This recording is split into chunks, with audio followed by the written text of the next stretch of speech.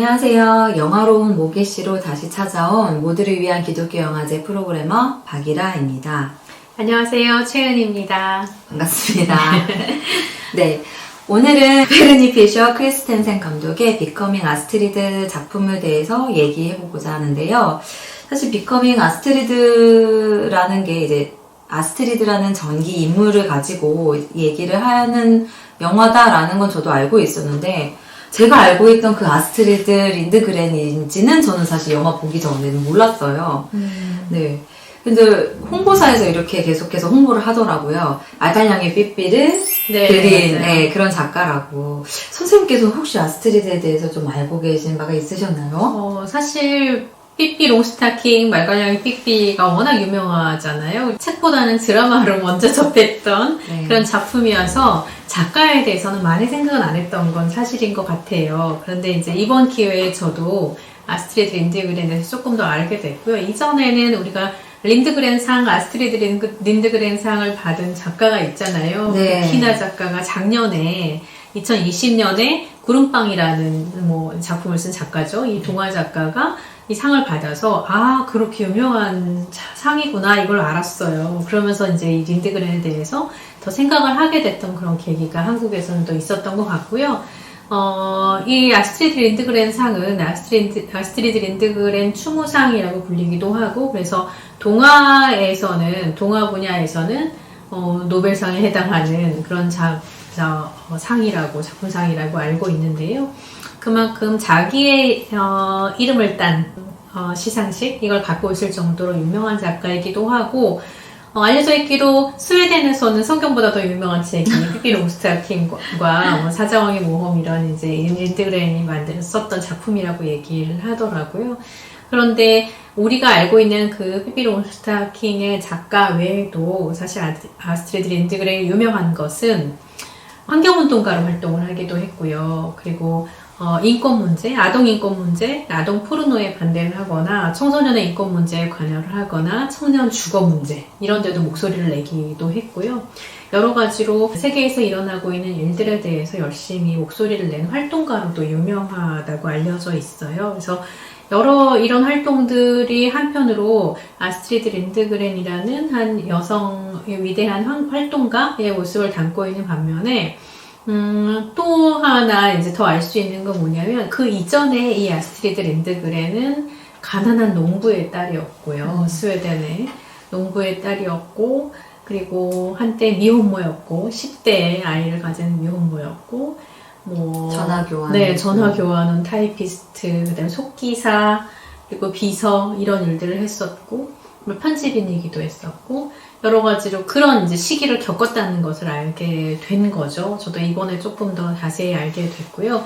그렇게 생각하면 우리가 삐삐 롱스타킹 외에는 알고 있는 게 별로 많지 않구나, 이 작가에 대해서 이런 생각을 하게 됐던 것 같습니다. 그래서 특별히 이 작품 같은 경우에는 비커밍 아스트리드는 우리가 알고 있는 그 아스트리드 린드그렌이 어떻게 만들어졌나, 비커밍 했나 라는 점에 좀 더 초점을 맞춘 작품인 것 같고, 그런 의미에서 지금까지 훨씬 잘 알려져 있지 않았던 부분들을 드러내고 그 시기를 집중적으로 다루는 작품인 것 같습니다.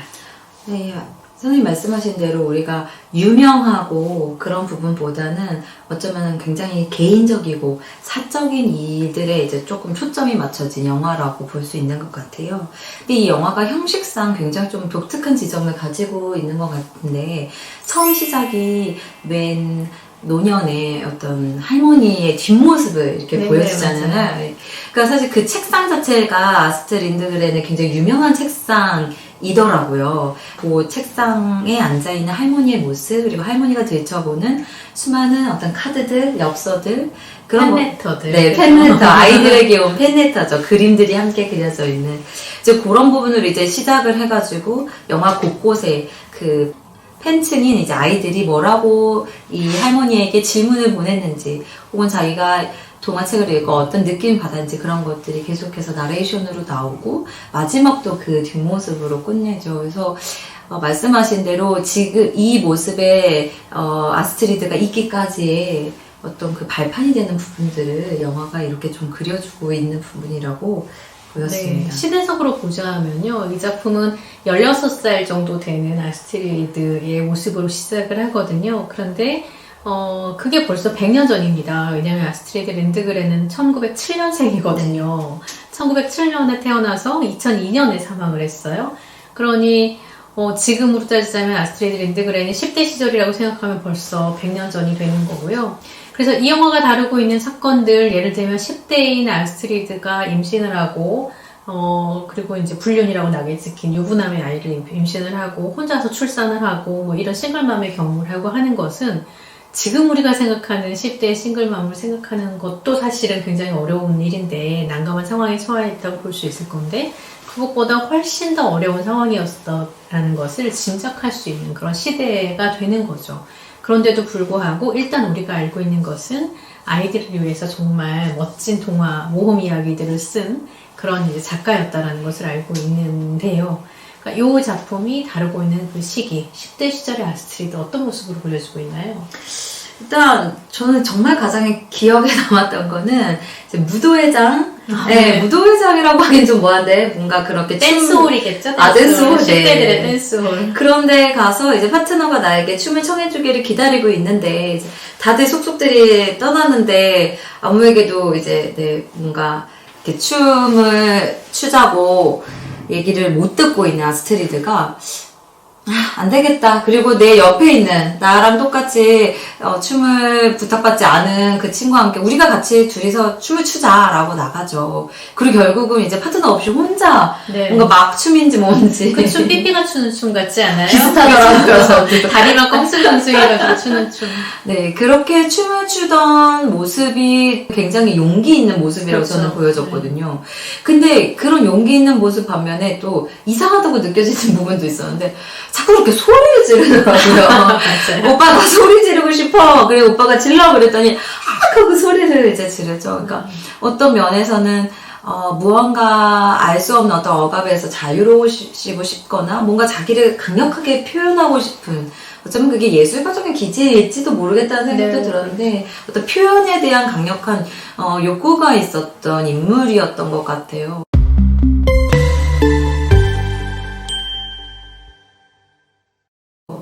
또 진짜 기억에 남는 건 너무 이상한 농담. 소돔과 고모라 농담이잖아요. 뭐였죠? 소돔과 고모라를 음을 따가지고 말장난하는 거죠. 소다, 굿모닝. 맞아요. 그게 아마 스웨덴어로는 조금 더 비슷하게 아마 되겠지만 소다, 굿모닝에서 굿모닝 소다 이렇게 막 소리를 지르죠. 네, 그러니까 뭔가 설교를 듣고 나서 그거에 대해서 뭐 진중한 어떤 묵상이 아니라 그렇게 뭐 약간 장난이고 어떤 면에서는 좀 조롱 같기도 한 모습들을 이제 보이니까 그 어머님 굉장히 엄격하게 네, 되게 꾸짖죠. 그래서 그 집 분위기는 좀 엄격한 뭔가 그런 기독교 집안이고 거기서 이 맏딸인 아스트리드는 좀 자유분방하고 좀 자기 표현력도 강한 그런 소녀구나 말갈량이 같은 느낌을 좀 받았습니다.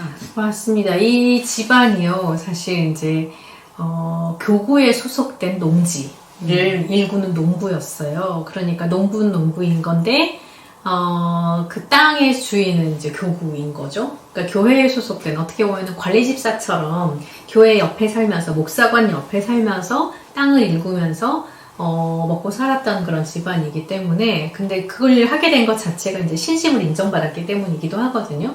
그래서 굉장히 신앙심이 깊은 집안이고 그래서 소돔과 고모라 같은 이런 설교를 하는 것도 설교를 듣는 것도 사실은 그때 그렇게 얘기를 하잖아요. 그러니까 하나님의 정의와 공의에 대해서 얘기하고 벌을 받을 만했다라고 이제 얘기를 하고 뭔가 그 죄에 대한 감각 이런 것들을 굉장히 엄격하게 다루는 그런 종교적인 분위기에서 자랐다라고 볼 수 있겠죠. 그런데 말씀하신 대로 아스트리드는 굉장히 자유분방한 성격이어서 예를 들어 댄스홀에서 돌아올 때도 오빠랑 같은 시간에 들어왔는데 아스트리드만 혼나잖아요. 네. 넌 1시간 일찍 왔어야지 라고 얘기를 하니까 왜요? 왜 오빠랑 같이 왔잖아요. 뭐가 문제죠? 라고 얘기하니까 넌 여자잖아 라고 얘기를 하는 거죠. 오빠는 남자고 넌 여자잖아. 처음 초반에 보여지는 이런 이야기들을 통해서 아스트리드가 만만한 여자아이가 아니고 보통의 어떤 여자아이들과 그때 그 종교적인 분위기로 강요되는 예절 아니면은 관습? 이런 것에 대해서 분명하게 거절을 할 수 있는 저항감을 표현하는 여성이었다라는 것이 드러나고 있는 그런 대목이기도 하죠. 그래서 근데 이제 결정적으로 그냥 똑똑하고 글 잘 쓰고 글도 좀 잘 썼고 똑똑하고 관습에 저항하고 주체적인 어떤 여성으로 드러나는 것만이면 괜찮은데 사고를 치잖아요. 일종의. 그렇죠. 네. 사실 아스트리드가 뛰어나다는 거를 그 부모님은 알고 있었던 것 같아요. 그렇죠. 네, 어쩌면 엄마는 그래서 그녀의 그런 모습을 알기 때문에 좀 더 더 조심시켰던 것 같고, 아빠는 그런 그녀를 자꾸 이렇게 좀 풀어주려고 해서 신문사에 수습 편집 기사로 이제 좀 자리가 났을 때 이렇게 밀 수 있었던 것 같습니다. 근데 거기에서 계속 뭔가 동년배 남자 아이들에게도 이렇게 여성으로서 어필은 안 됐고, 뭔가 그런 상황에서 이 신문사의 편집자가 되게 좀 어필을 하죠. 나의 가치를 알아봐주고 나의 능력을 알아봐주는 사람에게 당연히 사람들은 호감을 가질 수밖에 없는데 아마 이 16살의 소녀는 얼마나 그랬을까 싶습니다. 그 사장님 하는 얘기를 들으셨어요? 너는 매 순간 반짝반짝 빛난다고 얘기를 하잖아요. 그렇게 꼬시지 누가 너는 별과 같이 빛이 나, 내 옆에서 나도 좀 비춰주렴이라고 얘기하는데 정말 어디서 그렇게 천방지축이라는 말만 듣다가 아마도 감동했을 것이고, 그리고 또 게다가 이제 지적인 교류가 가능한 그런 남성이었기 때문에 아마도 아스트리드가 호감을 갖게 되고 둘이 사랑에 빠지게 되죠. 사실상. 네. 그래서 그 처음에 면접을 보러 왔을 때 신문이라고 했을 때 뭘 말해야 될지 모르고 연상 게임 같은 거 하잖아요.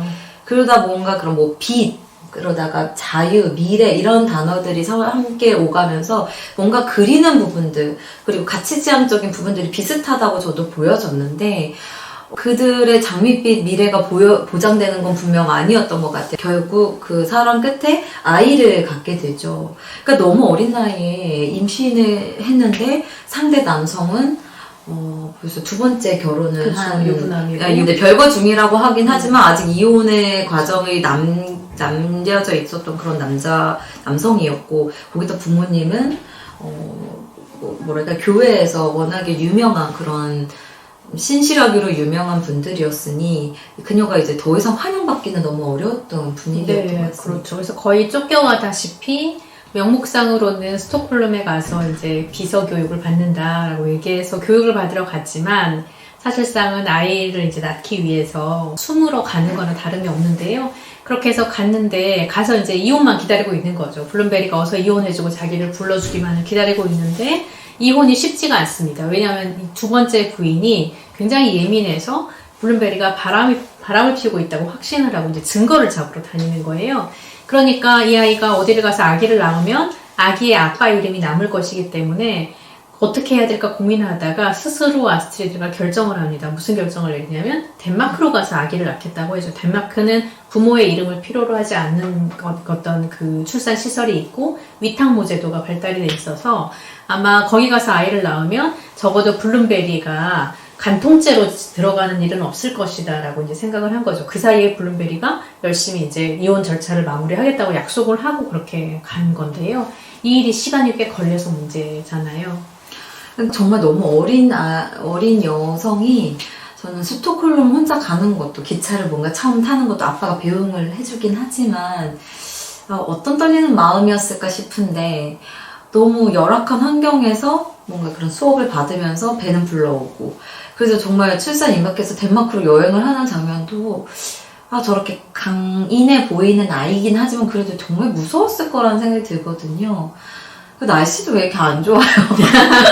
북유럽이잖아요. 그러다 크리스마스가 다가올 무렵이었던 것 같아요. 그래서 그 위탁모들이 모여있는 곳에서 결국은 이제 몸을 풀고 아이를 맡기고, 크리스마스는 무조건 내가 집에 가서 지내야 된다. 왜냐면 내가 안 오면 다들 의심할 거야. 그 이유도 그냥 내가 아기를 낳고 엄마 아빠를 보러 가는 것도 아니고 의심받을 정황을 피하기 위해서 이제 모유가 차오고 막 이런데도 이렇게 막 거기를 가죠. 그래서 근데 그 크리스마스 날 가정과 함께 보내고 예배를 드리러 갔는데 거기서 설교가 또 마국간에서 태어난 예수님에 대한 설교를 또 하셨으니까요. 네. 공교롭게도 그렇긴 하지만 아마 덴마크에 두고 온 자기의 아들, 갓 태어난 자기 아들이 굉장히 많이 생각날 수밖에 없는 그런 미혼모의 아스트리드의 모습이 되게 네. 인상적이었어요.